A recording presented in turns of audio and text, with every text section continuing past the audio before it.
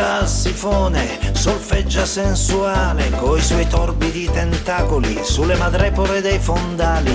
E in quante lingue reppa, mostrando il suo esperanto, che in stagli fa una pippa e lui se ne fa un vanto. Legge da solo al bar, sorseggiando Cardinal, sparella di orgasmi la bella Otero, e sputa inchiostro nero, altro che Udini, ectocotilo, lo chiamano così.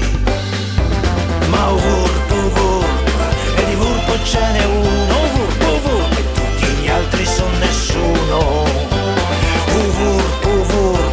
Che meglio no non c'è, ho detto mica un cazzo di re. Non ha endo o esoscheletro e si infila dove gli strapare, e in un lampo si cambia d'abito e colore, mentre il Naccari è d'oro che appare sopra il palco e il concerto può già iniziare.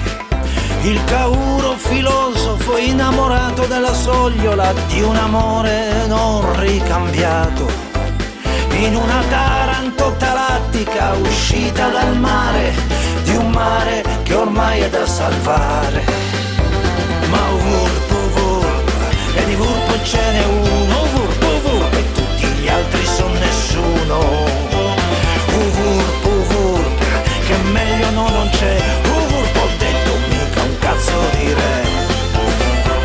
Le vope proletarie son la classe voperaia, le vope con le loro tute blu, e il lupo branzino che a fotte tutto ignoto dice io so padrone e sotto tu.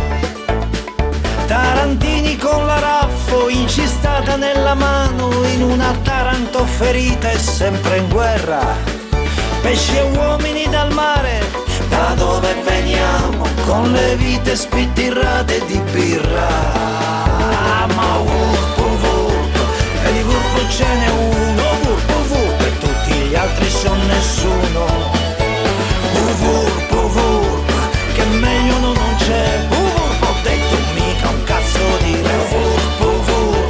Che va venenatore, da su un salocce d'un pescatore. Oh santo cadavere, pensaci tu, ho detto, e niente più. Nicola aveva un cancro, ma non si è mai arreso, e la sorte, il destino, e così sia. Non ha voluto metterci una pietra di contrappeso, e il vento un giorno se l'è portato via. E tu non te stude mai, no, tu non te stude mai.